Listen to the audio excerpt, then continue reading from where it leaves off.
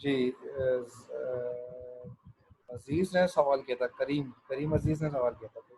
Last सवाल हम जब तक उसमें थे, before disconnecting, before ending of the first session, ठीक है। करीम ने एक सवाल हमसे पूछा था कि फॉर एग्जांपल कि हमारे पास जो है वो, जब टेंजिबल गुड्स हैं जो कि फिजिकल गुड्स हैं, वो हमने कहा जो हमारे पास टेंजिबल गुड्स हैं, वो हमने कहा कि वो कौन सी चीज़ें होती हैं टेंजिबल गुड्स में। हमने कहा कि वो टेंजिबल गुड्स में आपकी टेंजिबल गुड्स जो है आपके पास इम्प्लिसिट्स हैं या एक्सप्लिसिट हैं। तो जो हमारे पास फिजिकल थिंग है, ठीक है, जो कि नज़र आ रही है कि ये लगी है, ठीक है, वो हमारी एक्सप्लिसिट्स। फॉर एग्जांपल एक कंपनी ने मशीनरी लगाई तो वो उसने कहा कि ये हमारे पास क्या है, ये हमारे पास फिजिकल को, लेकिन उसकी में अंदर जो डेप्रिसिएशन हो रही है जो कि हमें नज़र नहीं आ रही है, डेप्रिसिएशन जो हो रही है जो कि विजिबल नहीं है, इट्स कॉल्ड इम्प्लिसिट। वो हमारे पास क्या है, वो हमारे पास इम्प्लिसिट कॉस्ट होगी। जो डेप्रिसिएशन है ना, वो हमें नज़र नहीं आती, तो हम उसको कहते हैं कि वो हमारे पास। अब वापस आते हैं, ठीक है, वही पुराना कॉन्सेप्ट है। There are two types of short period, one is called short run and long run. Short run के अंदर आपके पास फिक्स प्लांट है, और लॉन्ग रन के अंदर आपके पास वेरी कर रहा है, जो कि हम ऑलरेडी हम ये पढ़ते हुए आ रहे हैं, ठीक है। फिर एक कॉस्ट और होती है which is called sunk cost.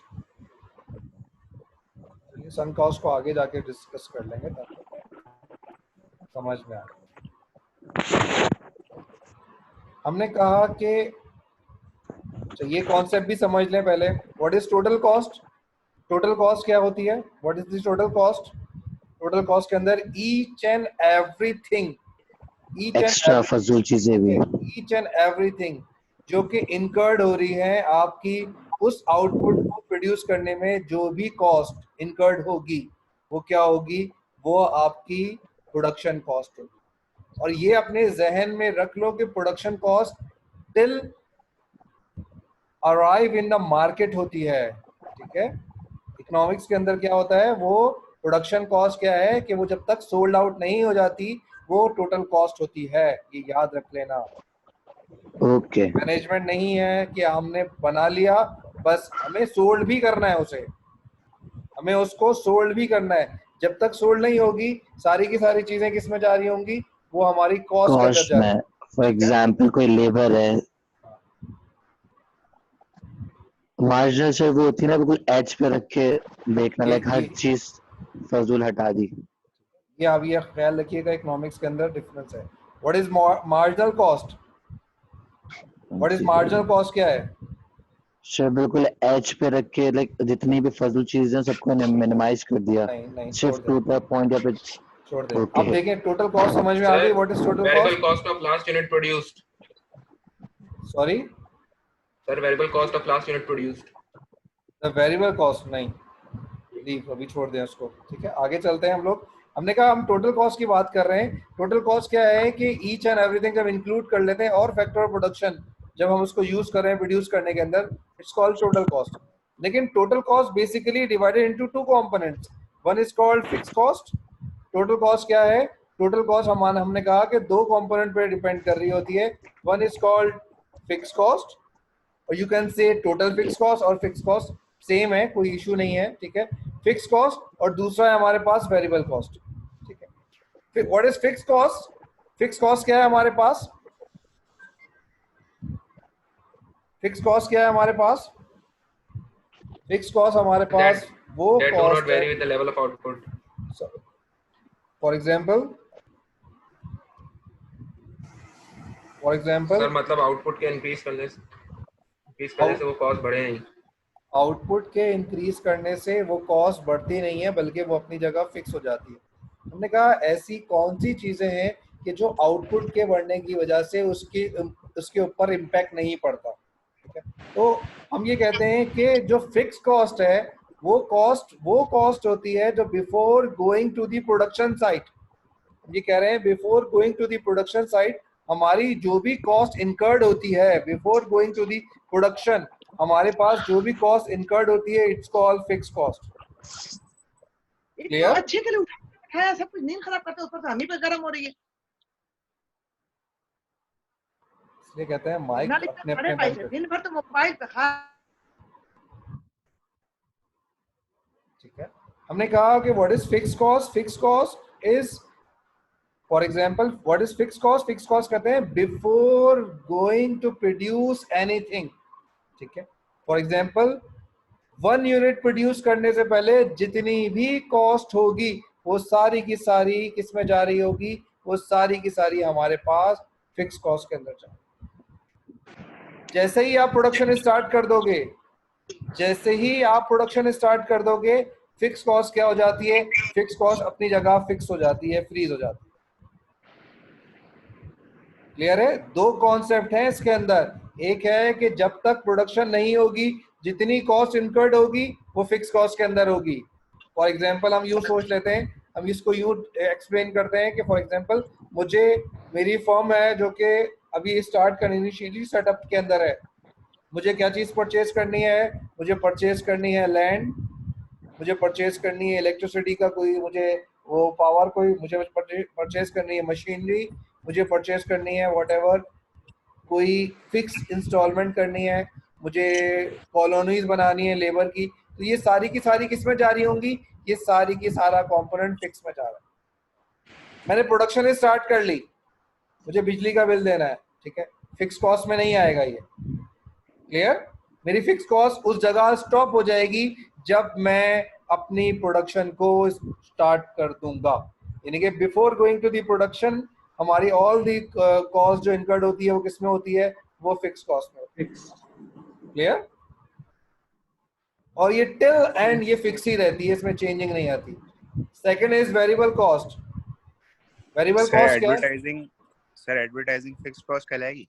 नहीं, एडवर्टाइजमेंट के एडवर्टाइजमेंट बाद होती है वो प्रोडक्शन के बाद है। देखो, एक है प्रोडक्शन से पहले, एक है प्रोडक्शन में। प्रोडक्शन में या प्रोडक्शन के बाद, क्योंकि प्रोडक्शन तो ऑनगोइंग प्रोसेस है, वो आपके पास तो रुक ही नहीं रहा है। हमने कहा कि before going to produce anything, ठीक है, अभी प्रोड्यूस नहीं किया, अभी हम प्लान कर रहे हैं। अभी जब तक आप प्लान करोगे, फॉर एग्जांपल हमने कहा हमें अपना एक कॉलेज या यूनिवर्सिटी या क्लासरूम सेटअप करना है। अब इस बात को समझो ताकि समझ में आ जाए। क्लासरूम है, क्लासरूम के अंदर सेटअप करना है तो मुझे क्या करना है? मुझे व्हाइट बोर्ड चाहिए, मुझे फर्नीचर चाहिए, मुझे एयर कंडीशन चाहिए, मुझे टेक्नोलॉजी चाहिए, ठीक है।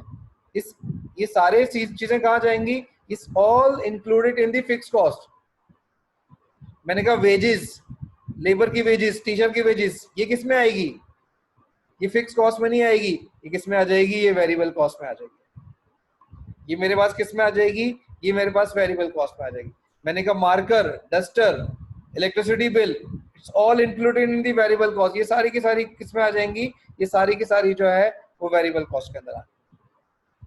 क्लियर? इन दोनों को जब एड अप कर लोगे तो इट्स कॉल्ड, इन दोनों को जब आप एड अप कर दोगे तो total fix cost plus total variable cost is equal to total cost. Okay sir. Clear? Yes sir. अब यहाँ पे आप ये देखो कि ये हम लेबर को हायर करते जा रहे हैं, ये गैलन प्रोड्यूस करते जा रहे हैं, ठीक है। यहाँ पे एक चीज नोट करो जो कि नोट करने वाली है, क्योंकि ये सवाल आपके पास एग्जाम में आएगा, डेफिनेट आता है और आएगा भी। ये दिया होगा, इसको फिल आउट करना होता है, ठीक है। हमने कहा हमारी टोटल फिक्स कॉस्ट जब प्रोडक्शन 0 थी तो कितनी है? 10. जब प्रोडक्शन 0 थी फिक्स कॉस्ट कितनी है? 10। वेरिएबल कॉस्ट कितनी है? 0. क्लियर? Zero. टोटल कॉस्ट कितनी है? ये दोनों का एड अप हो गया। हमने कहा हाँ। हमारा प्रोडक्शन स्टार्ट हो गया, फिक्स कॉस्ट कितनी है? सेम है सब जगह से। आपने ये देखा कि जैसे ही हमने प्रोडक्शन स्टार्ट किया फिक्स कॉस्ट हमारी वही हो गई जो बिफोर गोइंग द प्रोडक्शन थी। इसके बाद क्या हो जाएगा? हमारी वेरिएबल कॉस्ट जो है वो चेंज होनी शुरू। जी। जितने एक्सपेंडिचर है वो किसमें जाने इंक्लूड होने शुरू हुए? जितने भी Fixed cost. एक्सपेंडिचर हैं वो हमारे पास Variable. वेरिएबल कॉस्ट में, इन दोनों को एड अप हो जाएगा, इट्स कॉल्ड टोटल कॉस्ट।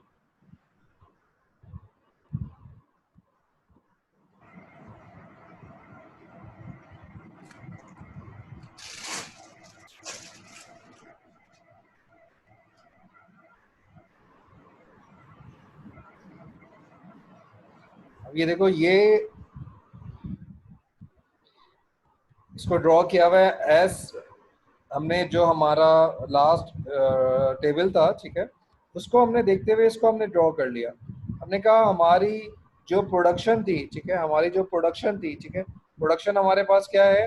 हमने कहा हमारी जो टोटल फिक्स कॉस्ट है ओवर दी प्रोडक्शन 0 के ऊपर 10 है, 0 के ऊपर 10 है।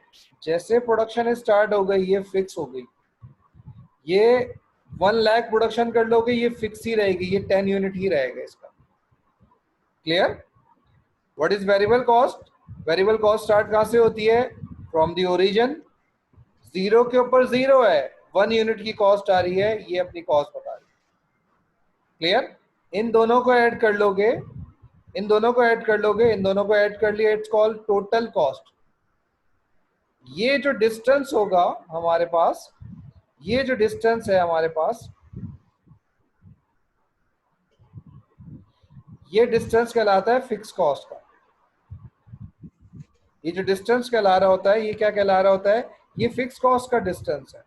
ये जो डिस्टेंस यहाँ पे है, यहाँ से यहाँ तक, ये कितने से डिस्टेंस है? 10 का डिस्टेंस है।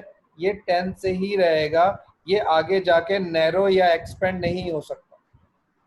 It's just like a railway track. Railway track क्या होता है? एक डिस्टेंस लेके चल रहे होते हैं till the end of the, वो उसी पे रहते हैं। तो यहाँ पे क्योंकि ये फिक्स कॉस्ट इनके पास 10 है और फिक्स कॉस्ट कभी एलिमिनेट नहीं हो सकती, तो ये जहां तक जाते रहेंगे ये आपके पास ये चलता जाएगा। क्लियर? क्लियर है? यस जी सर। अब आ जाती है हमारे पास मार्जिनल कॉस्ट। ठीक है, what is marginal cost? Marginal cost, देखो मार्जिनल का हमने कॉन्सेप्ट तो स्टार्टिंग के अंदर ही पढ़ लिया था।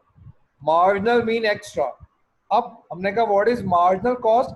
हमने कहा additional, when we produce an additional unit of output, उस एडिशनल यूनिट आउटपुट को प्रोड्यूस करने में जो हमारी टोटल कॉस्ट के अंदर चेंज आएगा, it's called marginal cost. Clear? वो हमारे पास क्या कहलाएगी? वो हमारे पास मार्जिनल कॉस्ट कहलाएगी। ठीक है, सर अब दोबारा बताएं। ठीक है, हमने कहा कि for example what is our marginal cost? Marginal cost हमारे पास क्या डिफाइन करेगी? मार्जिनल कॉस्ट हमारे पास बताएगी कि वो बेसिकली क्यों हो रही है, जो टोटल कॉस्ट के अंदर चेंज आ रहा है due to the change in output. Clear? 0 था, 10 पे था, हमने आउटपुट प्रोड्यूस किया 1 एक्स्ट्रा, हमने एक एक्स्ट्रा आउटपुट प्रोड्यूस किया। उस एक्स्ट्रा आउटपुट की वजह से टोटल कॉस्ट कितनी हो गई? 16। कितने से? 10 से 16 हो गई। दोनों का डिफरेंस कितना है? 6। हमारे पास मार्जिनल कॉस्ट कितनी हो गई? 6। हमने कहा दोबारा हमने एक एक्स्ट्रा आउटपुट प्रोड्यूस किया, पहले टोटल कॉस्ट 16 थी, अब हमारे पास कितनी हो गई? 19.60। 19.60 इंटू 16 कितनी हो गई? 6। क्लियर? डे बाय डे क्या होती जाएगी? डे बाय डे ये डिक्रीजिंग ट्रेंड, पहले इंक्रीज होगा फिर ये डिक्रीज हो जाएगा, ठीक है? फिर एक खास टाइम तक ये डिक्रीज होगा, ठीक है? उसके बाद क्या हो जाएगा? उसके बाद ये इंक्रीज हो जाएगा। क्लियर? ये इसकी फॉर्मेशन है। Yes. थर्ड हमारे पास कौन सी कॉस्ट थी? Average cost. Was it average cost? Average cost basically होती है हमारे पास दो तरीके हैं एवरेज कॉस्ट को कैलकुलेट करने के। एक होती है हमारे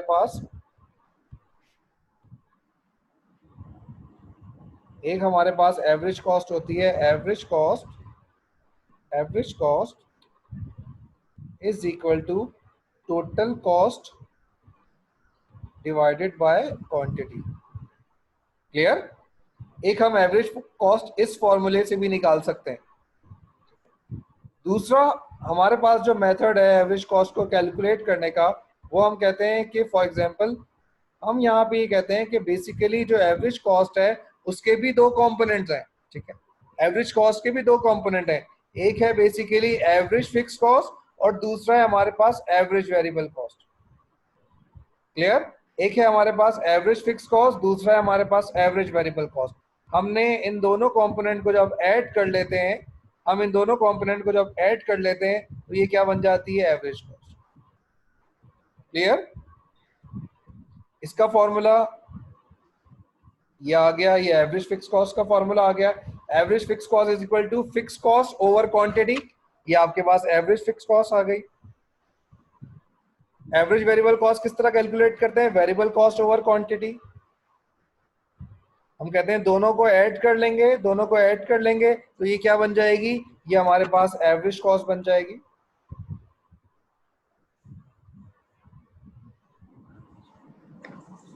ठीक है, ये सारी वही लिखा हुआ है। और अब यहाँ पे ये देखो कि यहाँ पे हमारे पास एक चार्ट नजर आ रहा है। इट मीन्स के हमें अब देखो क्या क्या चीजें कैलकुलेट करनी है। अब हमें कैलकुलेट करना है for example marginal cost calculate करना है, हमें एवरेज कॉस्ट कैलकुलेट करना है, हमें एवरेज वेरिएबल कॉस्ट कैलकुलेट करना है, हमें एवरेज टोटल कॉस्ट कैलकुलेट करना है। क्लियर? हमें चीजें क्यों कौन कौन सी कैलकुलेट करनी है? हमें चीजें कैलकुलेट करनी है average variable cost, average total cost, हमें ये सारी चीजें कैलकुलेट करनी है। अब किस तरीके से कैलकुलेट हो रहा है? अब ये आप देखो कि मार्जिनल कॉस्ट बहुत सिंपल है।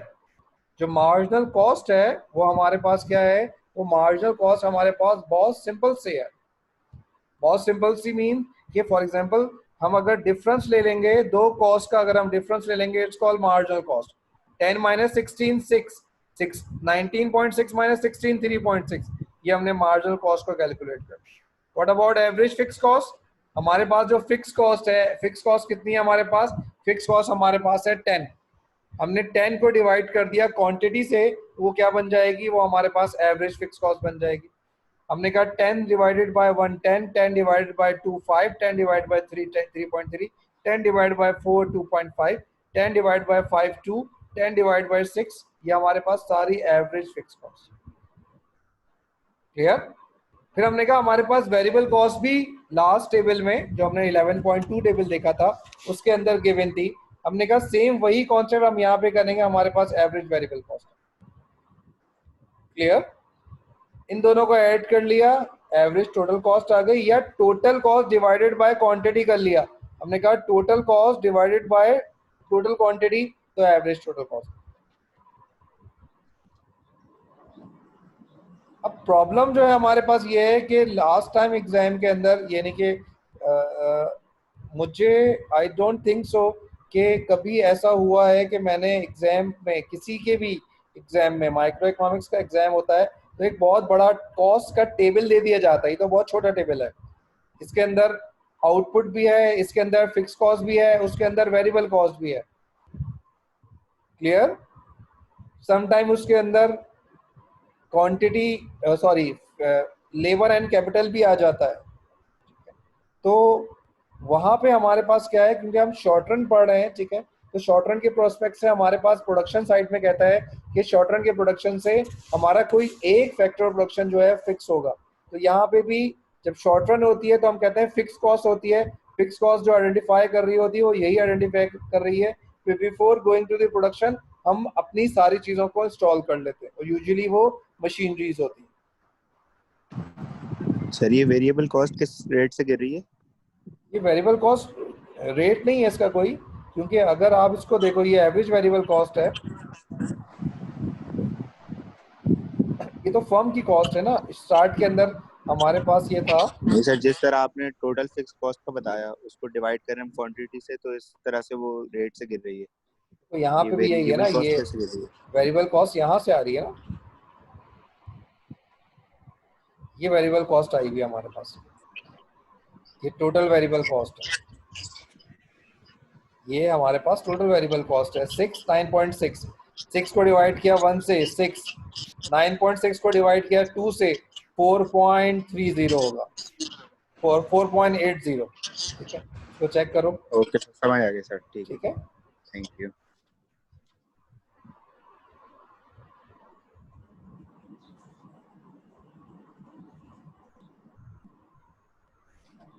देखो 4.80 आ रहा था। क्लियर है?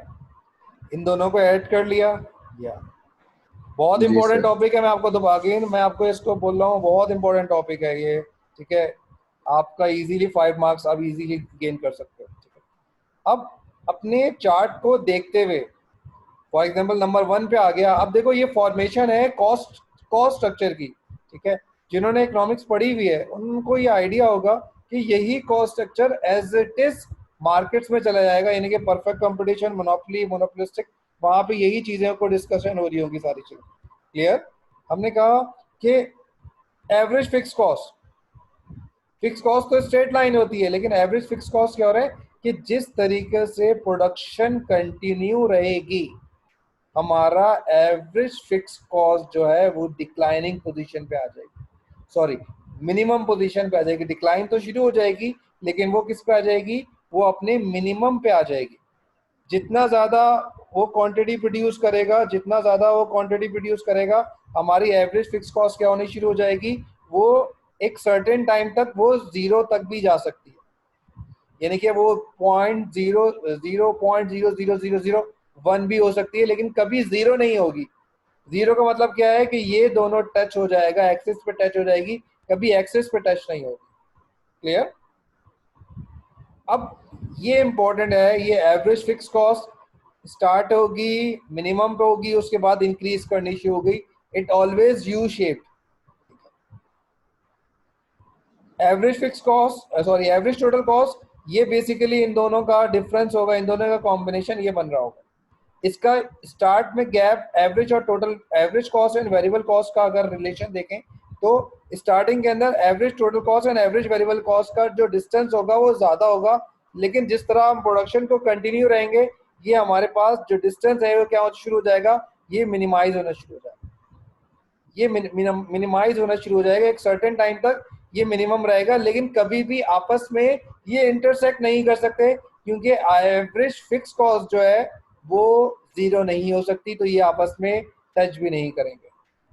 देन है वेरिएबल कॉस्ट, सॉरी देन है आपकी मार्जिनल कॉस्ट। मार्जिनल कॉस्ट यहाँ थोड़ी सी डायग्राम बुक के अंदर थोड़ी सी गलत बनी हुई थी। ठीक है, मार्जिनल कॉस्ट इसके बाद एक डायग्राम है, ठीक है, उसमें आपको नजर आ जाएगी। मार्जिनल कॉस्ट जो होती है वो ऑलरेडी आपको इन्फॉर्म कर रही है कि उसका फॉर्मेशन कैसे है, वो यू शेप्ड होता है, सॉरी वो हॉकी की तरह शेप्ड आ रहा होता है उसका। ठीक है, और किस तरह हो रही होती है, वो आपके average fix cost sorry average total cost और एवरेज वेरिएबल कॉस्ट के मिनिमम को टच करेगी हमेशा, दोनों के मिनिमम को टच करती है वो। ये एक सर किसके एवरेज टोटल कॉस्ट और एवरेज वेरिएबल कॉस्ट के मिनिमम को आइडेंटिफाई करती है वो।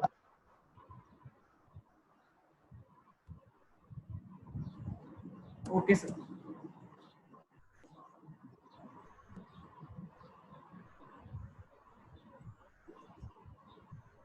अब आप यहाँ पे ये देखें कि ये एक्सप्लेन किया हुआ है इन्होंने, अगर वैसे तो यहीं पे नजर आ रहा है हमारे पास, ठीक है, लेकिन हम इसको अगर रीड कर लेंगे तो और अच्छी तरीके से हो जाएगा।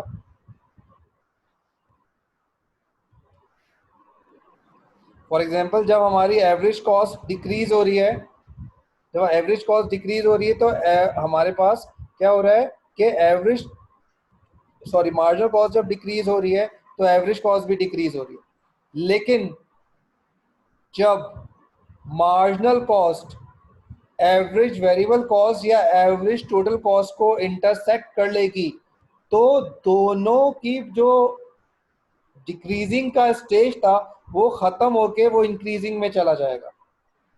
क्लियर? बात समझ में आ रही है? बात समझ में आ रही है आप लोगों को? ठीक है, मैं आपसे बोल रहा हूँ कि हमने कहा कि जब मार्जिनल कॉस्ट एक्सीड हो जाएगी एवरेज कॉस्ट से तो एवरेज कॉस्ट क्या हो जाएगी, वो इंक्रीज होनी शुरू हो जाएगी।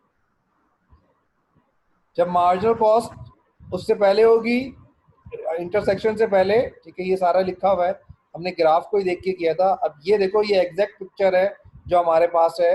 हमने कहते हैं कि मार्जिनल कॉस्ट हॉकी शेप होती है। एवरेज फिक्स कॉस्ट को बनाना ज़रूरी नहीं है क्योंकि यूजुअली हमारे पास जो कॉस्ट स्ट्रक्चर है उसके अंदर एवरेज फिक्स कॉस्ट नहीं ड्रॉ हुई हुई। ठीक है, यहाँ पे आप ये देखो कि यहाँ पे देखो क्या बन रहा है कि मार्जिनल कॉस्ट ने क्या किया हुआ है, मार्जिनल कॉस्ट ने एवरेज वेरिएबल कॉस्ट के मिनिमम पे इंटरसेक्ट किया है। जैसे ही वो इंटरसेक्ट करेगी एवरेज वेरिएबल कॉस्ट इंक्रीज होनी शुरू हो गई, ऊपर जा रही है।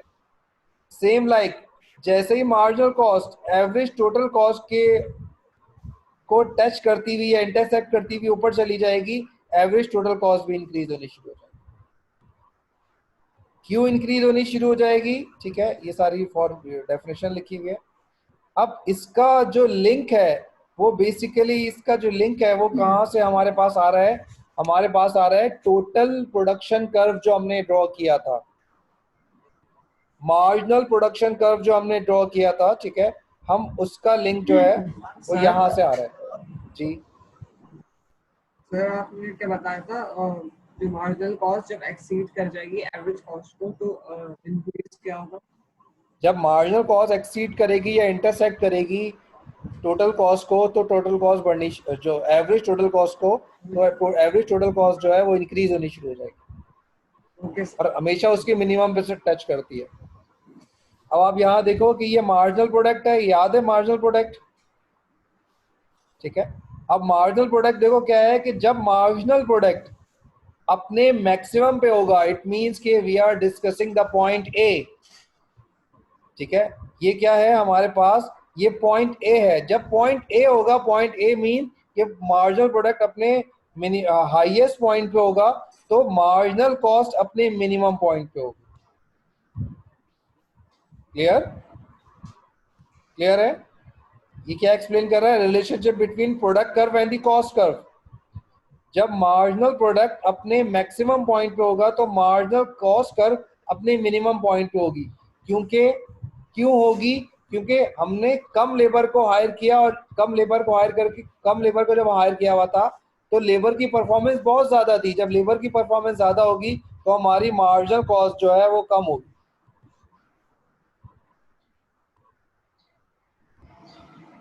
अब हमारे पास क्या आ गया? अब हमारे पास आ गया पॉइंट बी। पॉइंट बी क्या है हमारे पास?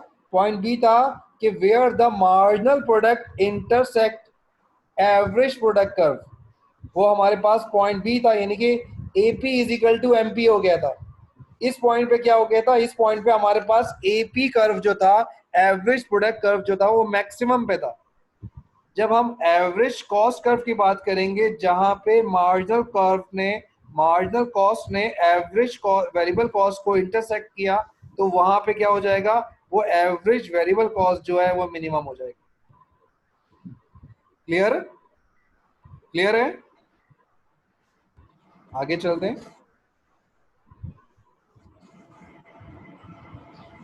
आप यहाँ पे देखो कि जिस तरीके से मार्जिनल प्रोडक्ट इंक्रीज कर रही है, मार्जिनल कॉस्ट डिक्रीज कर रही है। मार्जिनल प्रोडक्ट इंक्रीज कर रही है, मार्जिनल कॉस्ट डिक्रीज कर रही है। रीजन मैंने आपको बताया था, क्योंकि अगर हम याद करते हैं थ्योरी ऑफ प्रोडक्शन में, आई होप कि आप लोगों ने पढ़ना स्टार्ट कर दिया होगा थ्योरी ऑफ प्रोडक्शन। ठीक है, क्योंकि थ्योरी ऑफ प्रोडक्शन जो है हमारे पास, वो हमें एक्सप्लेन कर रहा था, क्योंकि इनिशियली सेकंड ईयर 2 लेबर के ऊपर हमारा मार्जिनल प्रोडक्ट जो है वो मैक्सिमम पे था, मार्जिनल प्रोडक्ट जो था वो मैक्सिमम पे था।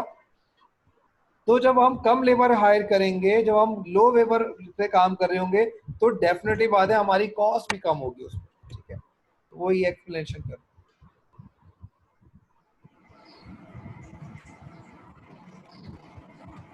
Shifting on the cost curve, ठीक है। कॉस्ट कर्व की शिफ्टिंग क्या है हमारे पास, हमने कहा कॉस्ट कर्व की शिफ्टिंग जो है वो बेसिकली टेक्नोलॉजी है। अगर टेक्नोलॉजी वगैरह हम परचेज करते हैं इनपुट्स के लिए, या फैक्टर प्रोडक्शन हमारे पास इंक्रीज कर जाता है, तो हमारे पास जो कॉस्ट ऑफ प्रोडक्शन है, सॉरी जो शॉर्ट रन कॉस्ट है, उसके अंदर जो टोटल कॉस्ट है, जो मार्जिनल कॉस्ट है, उसके अंदर चेंजिंग आनी शुरू हो जाती है, ठीक है। क्लियर। अब मूव कर जाते हैं हमारे पास लॉन्ग रन कॉस्ट। अच्छा, before going to the long run cost, एक कॉस्ट और होती है which is called sunk cost. एक कॉस्ट और है which is called sunk cost. What is sunk cost? Sir डूबी हुई रकम। व्हाट इज डूबी हुई रकम?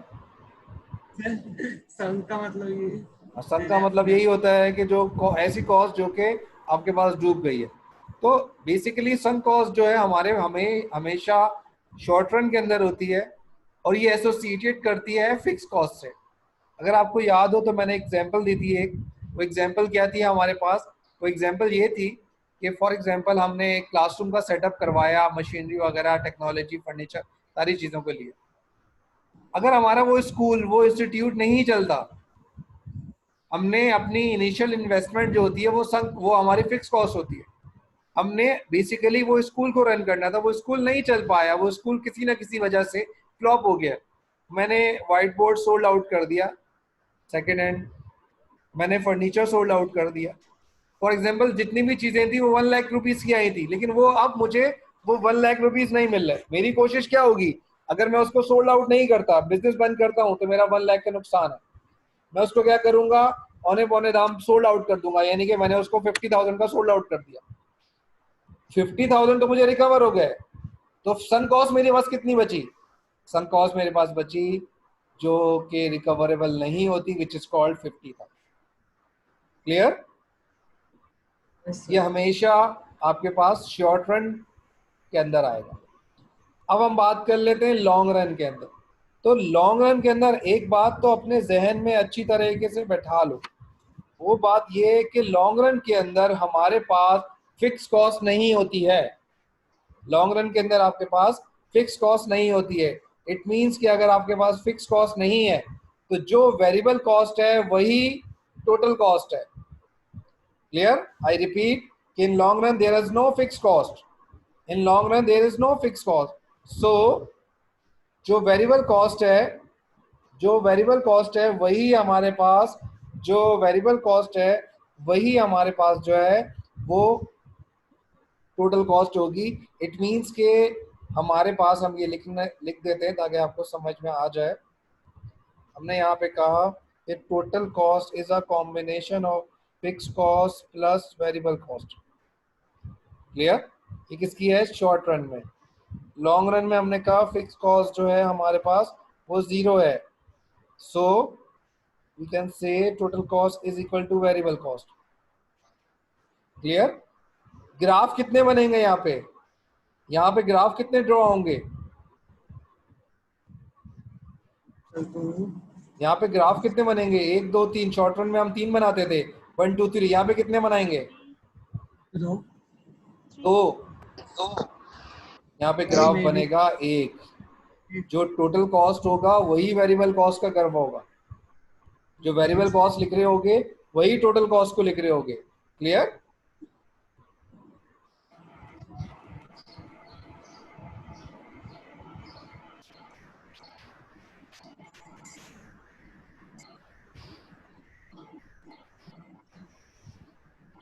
अब यहाँ पे एक और टर्मिनोलॉजी है which is called technically efficient and economical efficient.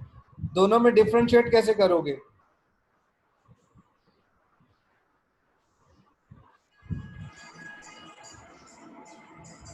Technically efficient किसे कहते हैं कि फ्यूअर इनपुट से आप आउटपुट प्रोड्यूस करना चाह रहे होते हो, ठीक है।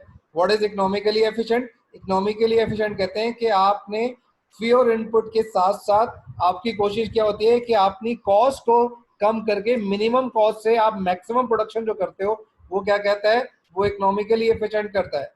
क्लियर? टेक्निकली एफिशिएंट क्या है कि मिनिमम रिसोर्सेज ऑफ इनपुट से आप आउटपुट मैक्सिमम करोगे, वो टेक्निकली एफिशिएंट है।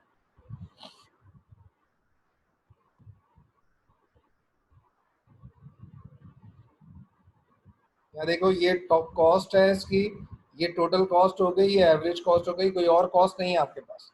सारी कॉस्ट को आपने क्या कर लिया, सारी कॉस्ट को आपने गैदर कर लिया, ठीक है, एक ही कॉस्ट बनी है और वही एवरेज वेरिएबल कॉस्ट।